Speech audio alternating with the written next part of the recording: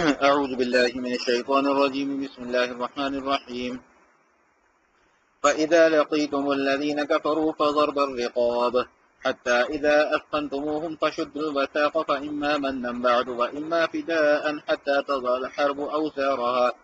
ذلك ولو يشاء الله لانتصر منهم ولكن ليبلو بعضكم ببعض والذين قتلوا في سبيل الله فلن يضل أعمالهم سيهديهم ويصلح بالهم ويدخلهم الجنة عرفها لهم يا أيها الذين آمنوا إن تنصروا الله ينصركم ويثبت أقدامكم والذين كفروا فتعسا لهم وأضل أعمالهم ذلك بأنهم كرهوا ما أنزل الله فأحبط أعمالهم أفلم يسيروا في الأرض فينظروا كيف كان عاقبة الذين من قبلهم دمر الله عليهم وللكافرين أمثالها ذلك بأن الله مولى الذين آمنوا وأن الكافرين لا مولى لهم صدق اللہ تعالی مولانا العظیم۔ سورہ محمد کے آغاز میں یہ گزارش آپ حضرات کی خدمت میں پیش کی تھی کہ اس سورہ مبارکہ کا بنیادی مضمون جہاد اور قتال فی سبیل اللہ پر مبنی ہے۔ آغاز سورہ میں اہل ایمان اور اہل کفر کا تذکرہ کیا گیا اور اس بات کی وضاحت کر دی گئی کہ جو کافر لوگ ہیں، جو لوگوں کو خود بھی ایمان قبول نہیں کرتے اور لوگوں کو ایمان کی طرف آنے بھی نہیں دیتے، اللہ تعالیٰ ان کے تمام اعمال کو ضائع کر دیں گے، اور ان کے مقابلے میں وہ لوگ جو اہل ایمان ہیں اور ایمان کے تمام تقاضوں کو بھی پورا کرتے ہیں، تو اللہ جل شانہ ان کے متعلق ارشاد فرماتے ہیں کہ ان کے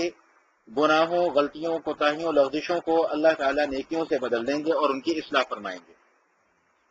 آج جو آیات آپ حضرات کے سامنے تلاوت کی گئی ہیں، ان آیات میں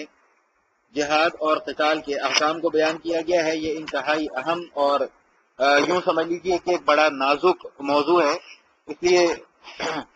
آسان لفظوں میں سمجھانے کی کوشش کروں گا، بس آپ حضرات اپنی توجہ جو ہے وہ رکھیے گا۔ جو ان آیات میں احکام بیان کیے گئے ہیں وہ احکام ان لوگوں سے متعلق ہیں جن کو جنگی قیدی بنا لیا جاتا ہے، یعنی اہل ایمان کی جب کافروں کے ساتھ جنگ ہوتی ہے تو اس جنگ میں جو کافروں کے لوگ گرفتار کر لیے جاتے ہیں ان کے متعلق ہماری شریعت کیا حکم دیتی ہے، یہ آج کا درس اور آج کا سبق جو ہے یہ اس کے اوپر مبنی ہے۔ لیکن آج کے سبق کو سمجھنے سے پہلے ہمیں تھوڑا سا پیچھے جانا ہوگا۔ سورہ انفال 10واں پارہ ہے، وہاں پر جب قیدیوں کے متعلق احکام کو بیان کیا جاتا ہے تو وہ موضوع چل رہا ہے غزوہ بدر کا۔ اب غزوہ بدر پہ یہ ہوا کہ نبی علیہ الصلوۃ والسلام نے ان قیدیوں کے متعلق صحابہ کرام سے مشورہ کیا، مختلف آراء آئیں۔ بعض حضرات کی آراء یہ تھی، رائے یہ تھی کہ جی ان سے فدیہ لے کر ان کو چھوڑ دینا چاہیے، جبکہ ان کے مقابلے میں سیدنا عمر فاروق رضی اللہ تعالیٰ عنہ کی رائے یہ تھی کہ نہیں، یہ اللہ اور اللہ کے نبی کے دشمن ہیں، ان کو قتل کر دینا چاہیے۔ نبی علیہ الصلوۃ والسلام نے دوسرے صحابہ کرام کی رائے پر عمل کرتے ہوئے ان سے فدیہ لے کر ان کو چھوڑ دیا۔ اس موقع پہ بڑی سخت آیات نازل ہوئیں جس میں نبی علیہ الصلوۃ والسلام کو گویا کہ اللہ تعالیٰ کی طرف سے ایک تھوڑی سی سرزنش کی گئی یا تھوڑا سا ڈانٹا گیا کہ آپ کے یہ کام شائع نشان نہیں تھا، آپ کو ان کو چھوڑنا نہیں چاہیے تھا، آپ کو ان کو قتل کر دینا چاہیے تھا۔ آج جو آیات ہم نے پڑھی ہیں اس میں یہ حکم بیان کیا جا رہا ہے کہ ان جنگی قیدیوں کو یا تو فدیہ لے کر چھوڑ دو یا ویسے ہی ان کے اوپر احسان کر دو، ان کو ویسے ہی چھوڑ دو۔ تو یہاں پر علماء نے لکھا ہے کہ یہ والی آیات ناسخ ہیں ان آیات کے لیے، کیونکہ وہاں پر اس وقت ابھی کافروں سے ایک تو جنگ بھی مکمل نہیں ہوئی تھی اور اسلام کا مکمل غلبہ بھی نہیں تھا، پہلی جنگ تھی، اس لیے وہاں پر یہی حکم تھا کہ کافروں پر اپنا رعب اور دبدبہ قائم کرنے کے لیے ان کو قتل کر دینا چاہیے، چھوڑنا نہیں چاہیے۔ اب جب کہ اسلام کی ایک شان و شوکت بھی ظاہر ہو چکی ہے، تو اس کا ایک غلبہ بھی ہو چکا ہے، تقریباً الحمدللہ پوری دنیا میں اسلام پہنچ بھی چکا ہے، تو اب یہ جو مسلمانوں کا حاکم ہے اب اس کو اختیار ہوگا۔ تو کل ملا کے جب ہم یہ آیات پڑھیں گے تو اس میں کل ملا کے 4 صورتیں بنتی ہیں کہ جنگی قیدیوں کے ساتھ کیا معاملہ کرنا چاہیے۔ ایک صورت تو یہ ہے کہ ان کو قتل کر دیا جائے، ایک صورت یہ ہے کہ ان کو غلام بنا لیا جائے، ایک صورت یہ ہے کہ ان کو کچھ فدیہ لے کر چھوڑ دیا جائے، اور ایک صورت یہ ہے کہ ان پر احسان کیا جائے، فدیہ بھی نہ لیا جائے، ویسے ہی ان کو چھوڑ دیا جائے۔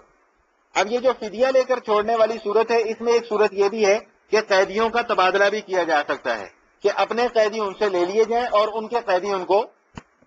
دے دیے جائیں۔ تو یہ 4 صورتیں ہیں، اور ان چاروں صورتوں میں سے جو مسلمانوں کا اس وقت کا حاکم ہے وہ جس صورت کو بہتر سمجھ سکتا ہے اس کے اوپر عمل کرے۔ اگر وہ یہ سمجھتا ہے کہ اگر ہم نے ان کو قتل نہیں کیا تو زیادہ فساد برپا ہوگا اور یہ ہمارے اوپر حاوی ہو جائیں گے تو ان کو قتل کر دینا جائز ہے۔ اگر وہ یہ سمجھتا ہے کہ ان کو غلام بنا لینا چاہیے تو اس میں پھر یہ ہے کہ 2 صورتیں اس میں بھی بنتی ہیں، یا تو ان کو غلام بنا لیا جائے یا ان سے یہ کہا جائے کہ بھئی جزیہ ہمیں دو اور ہماری حکومت کے اندر رہو، یہ بھی جائز ہے۔ اور اگر حاکم اس وقت کا یہ سمجھتا ہے کہ ان کے اوپر اگر ہم احسان کریں تو احسان کرنے سے یہ ہوگا کہ شاید یہ لوگ اسلام کی طرف راغب ہو جائیں، تو اس وقت احسان کر دینا بھی جائز ہے۔ اور اگر وہ یہ سمجھتا ہے کہ نہیں اس وقت موقع اچھا ہے، یہ ہماری داڑھ کے نیچے آئے ہوئے، ان سے پیسے بٹورنے چاہیے کہ جن سے مسلمانوں کا فائدہ ہو جائے، تو اس صورت میں ان سے پیسے لینا بھی جائز ہے۔ تو کل یہ 4 صورتیں جو ہیں یہ جنگی قیدیوں کے متعلق جو ہے اس کے احکام کو بیان کیا گیا۔ لیکن جو اہم ترین مسئلہ اس درس میں سمجھنے کا ہے وہ یہ کہ جو اسلام میں ایک غلام بنانے کا تصور ہے، اس پر مستشرقین اور کفار جو ہے وہ بے بہا اعتراضات کرتے ہیں کہ یہ اسلام میں کیا ہے کہ جی غلام بنا لیا جائے، غلام بنا لیا جائے۔ آپ اگر آگے تشریف لے آئیں گے تو ذرا بہتر طریقے سے سن لیں گے، مجھے وہاں تک آواز پہنچانا ذرا مشکل ہو رہا ہے۔ زیادہ وقت نہیں لیں گے، 5-10 منٹ بس، کوئی بات نہیں، اللہ کے لیے بھی تھوڑا سا ٹائم نکالنا چاہیے۔ ہاں اچھا، جو اہم ترین مسئلہ ہے وہ یہ کہ جو اسلام میں ایک غلام بنانے کا تصور ہے کہ جو جنگی قیدی آئے کافروں کے ان کو غلام بنا لیا جائے، اس کے اوپر بڑے اعتراضات ہوتے ہیں۔ لیکن اگر اس مسئلے کو گہری نظر سے دیکھا جائے تو یہ حکم سراسر حکمت کے اوپر مبنی ہے۔ پہلی چیز تو یہ سمجھنے کی ہے جو لوگ اعتراض کرتے ہیں ان کے ذہنوں میں جو غلامی کا تصور ہے وہ دراصل وہ تصور ہے جو کافروں نے غلامی کا تصور دیا ہوا ہے۔ جیسا کہ آپ تاریخ اٹھا کر دیکھیں یا آج کے زمانے میں امریکہ کو ہی دیکھ لیں کہ جس طرح جن لوگوں کو جنگی قیدی بنایا جاتا ہے ان کے اوپر کس طرح کے مظالم ڈھائے جاتے ہیں، یعنی ان کو غلاظت کے ڈھیر میں بند کر دیا جاتا ہے، بیڑیاں پہنا دی جاتی ہیں، ہتکڑیاں ڈال دی جاتی ہیں، اور جو مظالم زیادہ سے زیادہ کیے جا سکتے ہیں وہ کیے جاتے ہیں۔ اس تصور کو اگر ذہن میں رکھا جائے تو واقعتاً یہ غلامی کا تصور جو ہے وہ ایک لمحے کے لیے جھنجھوڑ دیتا ہے، لیکن جب شریعت کا مطالعہ کریں تو شریعت تو غلامی کا تصور ہی کچھ اور دیتی ہے۔ اس حوالے سے صحیح بخاری اور صحیح مسلم کی ایک حدیث میں آپ حضرات کی خدمت میں عرض کروں جس کا مفہوم یہ ہے کہ نبی علیہ الصلوۃ والسلام فرماتے ہیں کہ یہ جو غلام ہیں یہ تمہارے بھائی ہیں، جو تم خود کھاتے ہو وہی ان کو کھلاؤ، جو تم خود پہنتے ہو وہی ان کو پہناؤ، اور ان کے اوپر کوئی ایسا کام کا بوجھ نہ ڈالو جو یہ کر نہ سکیں، اور اگر تم نے کوئی ایسا کام ان کے ذمہ لگا دیا جو یہ کر نہ سکے تو پھر خود بھی ان کی معاونت کرو۔ تو شریعت جو ہے وہ تو غلامی کا یہ تصور پیش کر رہی ہے کہ یہ تمہارے بھائی ہیں، جو تم خود کھا رہے ہو وہ ان کو کھلاؤ۔ اور یاد رکھیے گا کہ شریعت نے باقاعدہ طور پہ ہر موقع پر غلاموں کے حقوق کو مقدم رکھا ہے۔ بسا اوقات آقا کے حقوق جو ہے، مالک کے حقوق کو ان کو پسے پش ڈال دیا گیا ہے، اور جو غلام ہیں ان کے حقوق کو جو ہے وہ مقدم رکھا گیا ہے، ان کو اوپر رکھا گیا ہے۔ اچھا، یہاں پر اس کو ہم ذرا اور ایک لاجیکلی انداز سے سوچتے ہیں تو یہ مسئلہ انشاءاللہ واضح ہو جائے گا۔ دیکھیں، جنگ ہوتی ہے، قیدی آ جاتے ہیں، تو اب اس میں بظاہر 3 صورتیں ممکن ہیں، یا تو ان کو قید کر دیا جائے ہمیشہ ہمیشہ کے لیے، یا ان کو غلام بنا لیا جائے، یا ان کو قتل کر دیا جائے۔ اب بظاہر یہ تینوں صورتیں جو ہیں وہ مصلحت کے خلاف ہیں۔ اگر قتل کر دیا جائے تو ہو سکتا ہے کہ اس شخص کے اندر کام کرنے کی صلاحیت موجود ہو، وہ اچھا طاقت والا آدمی ہو، وہ کام آ سکتا ہو لوگوں کے، ہم نے اس بندے کو ضائع کر دیا، قتل کر دیا۔ یا یہ ہے کہ اس کو شتر بے مہار چھوڑ دیا جائے، تو پھر یہ نقصان ہے کہ یہ دارالحرم میں جائے گا، دوبارہ مسلمانوں کے لیے کچھ زیادہ بڑا خطرہ فتنہ جو ہے وہ کھڑا کر سکتا ہے۔ یا تو یہ ہے کہ اس کو بالکل قید کے اندر ڈال دیا جائے، وہ بھی اس کے ساتھ سراسر ظلم ہے۔ اور آخری صورت جو نکلتی ہے وہ یہی نکلتی ہے کہ اس کو غلام بنا لیا جائے، اور غلام بنانے کا مقصد یہ ہے کہ پھر اس کی تربیت کی جائے، اس کے ساتھ اچھا سلوک کیا جائے، اچھا برتاؤ کیا جائے۔ ہو سکتا ہے کہ وہ ہمارا اچھا سلوک اور اچھا برتاؤ دے کر کفر کو چھوڑ کر ایمان کے اندر داخل ہو جائے۔ مسئلہ میرے خیال ہے سمجھ میں آ گیا ہوگا۔ تو جو مستشرقین کی نظر میں جو غلامی کا تصور ہے وہ تصور ہے جو ان کے بڑوں نے دیا۔ ہمارے ذہنوں کے اندر جو غلامی کا تصور ہے، ہمارے ذہنوں میں وہ تصور ہے جو ہمارے نبی دے رہے ہیں۔ اور ہمارے نبی غلامی کا کیا تصور دے رہے ہیں؟ جو خود کھاتے ہو وہی ان کو کھلاؤ، جو خود پہنتے ہو وہی ان کو پہناؤ، اور ضرورت سے زیادہ ان کے اوپر مشقت نہ ڈالو، اور اگر ڈالنی ہے تو پھر خود ان کا ساتھ دو۔ یہی وجہ ہے کہ ہماری شریعت نے غلام کو آزاد کرنے کا ثواب بھی اتنا ہی رکھا ہے۔ مختلف مواقع پر اگر انسان سے کوئی غلطی سرزد ہو جاتی ہے تو اس کے کفارے کے طور پہ پہلا کفارہ یہ ہے کہ غلام آزاد کرو۔ جھوٹی قسم کھا لی، قسم کھائی، قسم توڑ دی، کفارہ یہ ہے غلام آزاد کرو۔ رمضان کے روزے کے اندر جان بوجھ کے اپنی بیوی سے قربت حاصل کر دی تو پہلا کفارہ یہ ہے کہ غلام آزاد کرو۔ چنانچہ صحابہ کرام رضوان اللہ تعالی علیہ مجمعین کے متعلق آتا ہے کہ وہ ایک ایک وقت میں کئی سو کئی ہزار غلام جو ہے وہ آزاد کر دیا کرتے تھے۔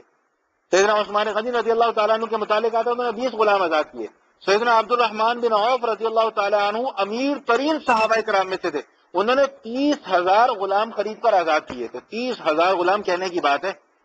اس زمانے میں غلام کی ویلیو ایسے ہی ہوتی تھی جیسے آج سونے اور چاندی کی ویلیو ہے،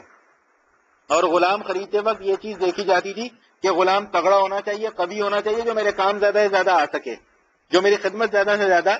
کر سکے۔ تو جتنا طاقتور غلام یا جتنی خوبصورت لونڈی ہوتی تھی اس کی قیمت اتنی ہی زیادہ لگائی جاتی تھی۔ تو 30,000 غلام انہوں نے آزاد کیے۔ ایک سیدنا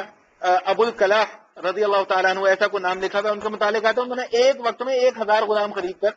اپنے جو ہے وہ آزاد کر دیے، مال غنیمت میں تقسیم ہوا کرتے تھے۔ تو بہرحال جو غلامی کا تصور شریعت نے دیا ہے، اگر اس کو گہری نظر سے مطالعہ کیا جائے تو اس کے اوپر اعتراض ہی واقع نہیں ہوتا۔ اور میں جو ہمیشہ ایک بات یہ کیا کرتا ہوں کہ جو لوگ دین کے اوپر اعتراض کرتے ہیں ان کے اعتراض کرنے کا مقصد دین کو سیکھنا نہیں ہوتا، ان کے اعتراض کرنے کا مقصد یہ ہوتا ہے کہ جو لوگ پہلے سے دیندار ہیں یا جن کے دلوں کے اندر ایمان ہے ان کے دلوں کے اندر بھی شکوک و شبہات پیدا کیے جائے اور ان کو دین سے دور کر دیا جائے۔ دیکھیں سورہ محمد کا آغاز ہی انہیں الفاظ سے ہوتا ہے، الذین کفروا وصدوا عن سبیل اللہ، کہ وہ لوگ جنہوں نے کفر کیا اور لوگوں کو اللہ کے راستے سے روکا، اضل اعمالہم، اللہ تعالیٰ اگر انہوں نے دنیا میں کوئی اچھے کام بھی کیے ہوں گے اللہ تعالیٰ اس کو بھی ضائع کر دے گا۔ تو آج کے درس کے لیے اندر جو بات ہم نے آج سیکھی ہے وہ یہ کہ جو جنگی قیدی، کافروں کے قیدی جو مسلمانوں کے پاس قید ہو کر آتے ہیں ان کے متعلق شریعت میں 4 قسم کے حکم دیے ہیں، اور ان چاروں میں سے کسی ایک حکم کو بھی اختیار کیا جا سکتا ہے۔ پہلا حکم یہ ہے کہ ان کو یا تو قتل کر دیا جائے، یا یہ کہ ان کو جو ہے وہ قید کر دیا جائے، یا یہ ہے کہ ان کو غلام بنا لیا جائے، اور تیسرا یہ کہ ان کو فدیہ لے کر چھوڑ دیا جائے، اور چوتھا حکم یہ ہے کہ ان کو احسان کیا جائے اور بغیر اس کے ہی ان کو چھوڑ دیا جائے۔ اس حوالے سے کچھ اور گزارشات بھی ہیں، وہ انشاءاللہ زندگی رہی تو کل کی نشست میں۔ وآخر دعوانا الحمدللہ رب العالمین۔